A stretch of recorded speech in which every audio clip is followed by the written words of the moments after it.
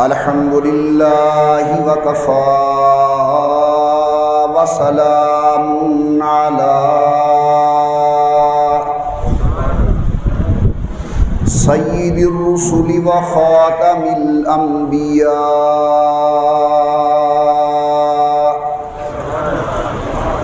صلى الله تعالى عليه وعلى آله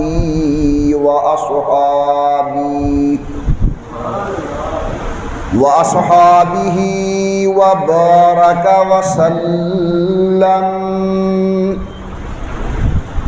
وبارك وسلم تسليما كثيرا كثيرا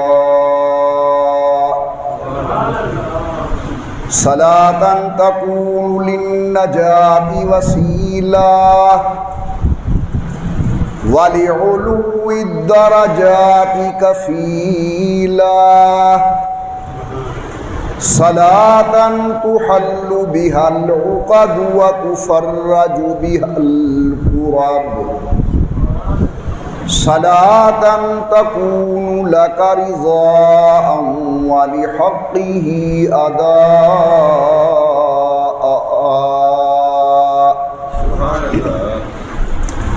فقد قال الله تبارك وتعالى في القرآن المجيد والفرقان الحميد أعوذ بالله من الشيطان الرجيم بسم الله الرحمن الرحيم وما أرسلنا من قبلك من رسول إلا نوحي إليه أنه لا إله إلا أنا فاعبدون قال النبي صلى الله عليه وسلم حين سئل عنه عن الأضحية سنة أبيكم إبراهيم أو كما قال النبي صلى الله عليه وسلم صدق الله العلي العظيم وصدق رسوله النبي الكريم ونحن على ذلك لمن الشاهدين والشاكرين والحمد لله رب العالمين إن التيا ريح الصبا يوما إلى أرض الحرم إن التيا ريح الصبا يوما إلى أرض الحرم بلغ سلامي روضة فيها النبي المحترم ما إن مدحت محمدا بمقالتي لكن مدحت مقالتي بمحمدي اللهم صل على محمد وعلى آل محمد وأصحاب محمد وأزواج محمد وبارك وسلم۔ تمام حضرات محبت و ذوق کے ساتھ درود پاک پڑھ لیں حضرت صلی اللہ علیہ وسلم کی ذات بابرکات۔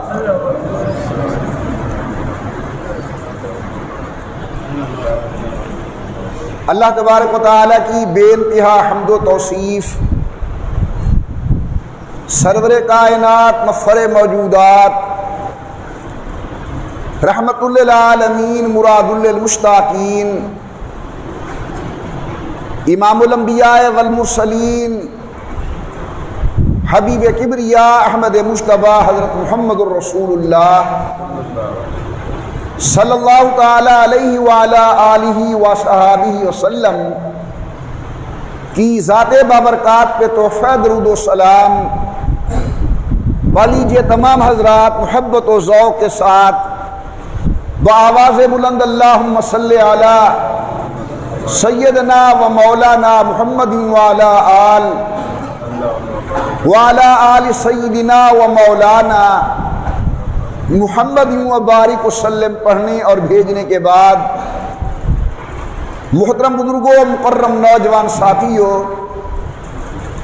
قابل صد تعظیم و صد اکرام میری محترمہ موقرہ اور مؤدبہ اسلامی مائی اور بہنوں، یہ ماہ مبارک عربی اعتبار سے ذو الحجہ کا مہینہ ہے، جس میں عمومی طور پر پہلے عشرے کے اندر حضرت سیدنا ابراہیم علیہ الصلاۃ والتسلیمات ان کی اس عظیم و شان قربانی کو علماء کرام بیان کرتے ہیں جو اللہ کو اتنی پسند آئی کہ ہمارے آقا، ہمارے سردار، بلکہ سید الکونین امام الانبیاء سرکار دو عالم صلی اللہ علیہ وسلم نے بھی اس پر عمل کیا۔ جب حضرت سے عرض کرنے والوں نے گزارش کی تو میرے آقا نے فرمایا سنت ابیکم ابراہیم، یہ تمہارے ابا سیدنا ابراہیم علیہ السلام کی سنت ہے۔ میرے نہایت ہی قابل قدر دوستو، حضرت سیدنا ابراہیم علیہ السلام بہت بڑے جلیل القدر نبی ہیں اور امام الانبیاء سرکار دو عالم صلی اللہ علیہ وسلم کے جد امجد ہیں، بڑے دادا ہیں۔ حضور اکرم کا نسب مبارک حضرت جناب سیدنا ابراہیم علیہ السلام تک پہنچتا ہے۔ عمومی طور پر علماء کرام جناب ابراہیم علیہ السلام کی نسبت سے 3 واقعات بیان کرتے ہیں۔ نمبر 1، ان کا چیخے کے اندر جانا اور اللہ کا محفوظ فرمانا۔ نمبر 2، جناب ابراہیم علیہ السلام نے اپنے شیر خوار بیٹے کو، اہلیہ محترمہ کو، کعبہ بیت اللہ شریف اللہ کے حکم کے مطابق چھوڑا۔ اس واقعے کو علماء بیان فرماتے ہیں۔ اور تیسرا، جب وہ لخت جگر فلما بلغ معہ السعی، دنیاوی امور کے اندر والد کے ہاتھ بٹانے کے قابل ہوا تو خواب میں دیکھا میں اپنے ہاتھ سے جناب اسماعیل کو ذبح کر رہا ہوں۔ فانظر ماذا ترى، بتائیے جناب کا کیا خیال ہے؟ تو اللہ رب العزت کی طرف سے حالت خواب کے اندر جو پیغمبر علیہ السلام کو حکم ہوا اس کی تکمیل کی کوشش کی جناب سیدنا ابراہیم علیہ السلام نے۔ علماء کرام لکھتے ہیں کہ سیدنا ابراہیم علیہ السلام کی پیدائش ایک ایسے گھرانے میں ہوئی جو بت فروش بھی تھا، بت بنانے والا بھی تھا اور بتوں کو پوجنے والا بھی تھا۔ جب اللہ کے فضل سے بڑے ہوئے جناب ابراہیم تو اپنے والد گرامی قدر کو فرمانے لگے یا ابتی لم تعبد ما لا يسمع ولا يبصر ولا یغنی عنک شیئا، بابا جان ان کی عبادت کیوں کرتے ہو جو دیکھتے نہیں، جو سنتے نہیں؟ اگر کوئی مصیبت آ جائے تو مصیبت کو ٹالنے پر بھی قادر نہیں۔ یہ 3 اصول بیان کے ابراہیم علیہ السلام نے کہ معبود برحق ایسا ہونا چاہیے جو ہر ایک کی ہر وقت ہر بات سنے، جو ہر ایک کو ہر آن لمحہ ہر جگہ دیکھے، اور جو ہر ایک کی ہر جگہ ہر آن لمحہ امداد کرنے پر، مشکل کشائی پر قادر ہو۔ سامعین گرامی قدر ذرا توجہ فرمائیں، آج ہمارا ماحول کیا ہے؟ مولوی باہر مولوی ہے، گھر میں نماز نہیں۔ مرشد باہر نصیحت کرتا ہے، گھر کے حالات ناگفتہ بے ہیں۔ نصیحت کرنے والا وعظ و تبلیغ کرتا ہے، عملی زندگی اپنی یا گھر کی صفر ہے۔ ذرا ابراہیم علیہ السلام کے طرز تبلیغ کو دیکھیں، انہوں نے گھر سے واعظ شروع کیا، فرمایا یا اباتی لم تعبد ما لا يسمع ولا يبصر، ان کی پوجا کیوں کرتے ہو جو دیکھتے نہیں، جو سنتے نہیں، جو مصیبت دور نہیں کر سکتے۔ پروردگار عالم نے قرآن کریم کے اندر جناب سیدنا ابراہیم علیہ السلام کی گفتگو کو نقل کیا، فرمایا یا ابت لم تعبد ما لا يسمع ولا يبصر،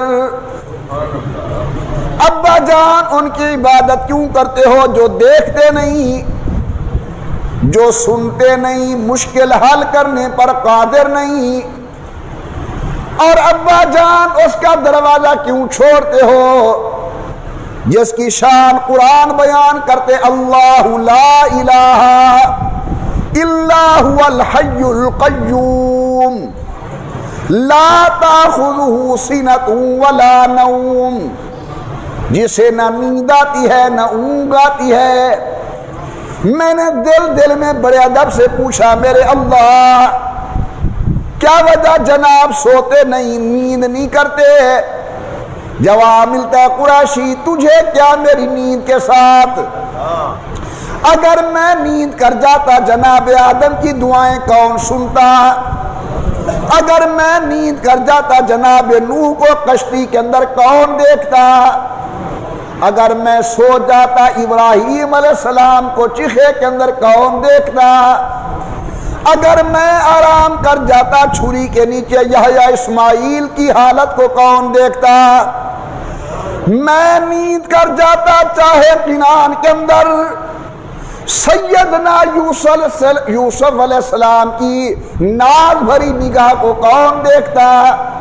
اگر میں نیند کر جاتا طائف کے میدان کے اندر سید الکونین کے زخموں کو کون دیکھتا؟ جواب ملتا لا تاخذہ سنۃ ولا نوم، نہ مجھے نیند آتی ہے نہ مجھے اونگ آتی ہے۔ فرمایا ابا جان ان کو چھوڑو، آؤ اللہ کے دروازے پر۔ کہنے لگے لارجمنک، رک جاؤ، مجھے پھر تبلیغ نہ کرنا ورنہ ہاتھ میرا ہوگا، نعوذ باللہ سر آپ کا ہوگا، جسم آپ کا ہوگا، تشدد کروں گا، ماروں گا، ظلم کروں گا۔ مگر جناب ابراہیم علیہ السلام موقع بموقع وقتاً فوقتاً اللہ کے دین کی تبلیغ کے اندر لگے رہے۔ ایک ایسا موقع ہے کہ قوم گئی اپنے سالانہ تہوار پر، سیدنا ابراہیم علیہ السلام بت خانے کے اندر تشریف لے گئے۔ دیکھتے کیا ہے، اندر بت بنے ہوئے ہیں، بڑا بت، چھوٹا بت، چھوٹا بت اور چھوٹا بت۔ جناب ابراہیم علیہ السلام اندر جا کر ان کی عقل کا ماتم کرتے ہیں۔ دل میں خیال آتا ہے کہ آئے ہیں وہ میری کرنے آشفت حالی کا علاج۔ ارے بکھرے ہوئے جو اپنے گیسو بنا سکتے نہیں، جو بیچارے ہلنے چلنے کے قابل نہیں، بولنے پر قادر نہیں، یہ کیسے حاجت روائی کریں گے؟ ابراہیم علیہ السلام نے سمجھانے کے لیے کسی کی ناک کاٹی، کسی کا بازو اڑایا، گردن جدا کی، واپس آ گئے۔ قوم آئی سالانہ تہوار سے واپس، چلو اپنے معبودوں کا شکریہ ادا کریں۔ اندر قدم رکھتے ہیں تو کوئی سلامت نہیں ہے، کسے سلامت نہ باشد۔ سوچنے لگے یہ کہا کیا کس نے ہوگا؟ یاد آیا ابراہیم علیہ السلام نے ایک موقع پر کہا تھا لاقیدن اصنامکم۔ پکڑو ابراہیم علیہ السلام کو، میں مختصر کر رہا ہوں آگے ابراہیم علیہ السلام۔ سنیے ذرا غور سے، قوم دیکھ کے کہتی ہے انت فعلت ھذا بآلہتنا یا ابراہیم، اے ابراہیم ہمارے معبودوں کے ساتھ یہ کام تم نے کیا ہے۔ دنیا کی عقل قربان کر دوں نبی کی عقل کے اوپر، دنیا کی دانائیاں نبی کی دانائی کا مقابلہ نہیں کر سکتی۔ بڑا عجیب جواب دیا، فرمایا یہ بڑا بیٹھا ہے، سے پوچھ لو کیوں جھگڑا ہو گیا، لڑائی ہو گئی۔ اب سر نیچے، دل میں کہتے ہیں یہ تو بولتے نہیں، یہ تو کلام نہیں کرتے۔ اب دوسرا جواب جناب ابراہیم علیہ السلام کا بڑا عجیب، فرمایا او کل والو، ان کی پوجا کرتے ہو جو دیکھنے پر قادر نہیں، اپنی امداد کرنے پر قادر نہیں، اور اس کا دروازہ چھوڑتے ہو جو ہر آن لمحہ امداد بھی کرتا ہے، دیکھتا بھی ہے، سنتا بھی ہے۔ محبت سے بولو ہر وقت سننے والا کون؟ ہر ایک کو ہر وقت دیکھنے والا کون؟ ہر ایک کی ہر جگہ امداد کرنے والا کون؟ قوم نے کہا آگ جلاؤ، چولہے کے اندر ڈالو ابراہیم کو۔ جل گئی آگ، آگ آسمانوں سے باتیں کر رہی ہے۔ ابراہیم علیہ السلام کنارے پر، ایک نظر آگ کی طرف، دوسری نظر رب ذوالجلال کی طرف، آنکھوں میں میٹھے میٹھے آنسو، اور دیکھ کے کہتے ہیں میرے اللہ کسیرا نہ کشتائم خونے نہ کر دائم، جرمم ہمی کے عاشق روئے تو گشتائم۔ میرا اللہ میرا ذاتی قصور کوئی نہیں، ابھی آگ میں یہ ڈالیں گے محض تیرے نام کی محبت کے اندر، ڈالا جا رہا چیخے کے اندر۔ حافظ ابن کثیر لکھتے ہیں اس وقت جناب ابراہیم کی زبان پر بڑا پیارا جملہ تھا، حسبنا اللہ و نعم الوکیل۔ آپ بھی کہہ دیں حسبنا اللہ و نعم الوکیل۔ ابراہیم علیہ السلام کو ڈالا جا رہا ہے، اللہ میاں کا پیغام پہلے پہنچ گیا۔ فرمایا یا نار کونی بردا و سلاما علی ابراہیم، خبردار خیال کرنا آگ یہ مجرم نہیں آ رہا، محرم آ رہا ہے، ہمارا رازدان آ رہا ہے، اس کے بال کو بھی تکلیف نہ پہنچے۔ ابراہیم علیہ السلام اندر گئے، جس طرح کسی گلزار اور باغ میں بیٹھے ہوتے ہیں یوں آرام کے ساتھ اندر تشریف فرما ہے۔ قوم دیکھ رہی ہے باہر سے۔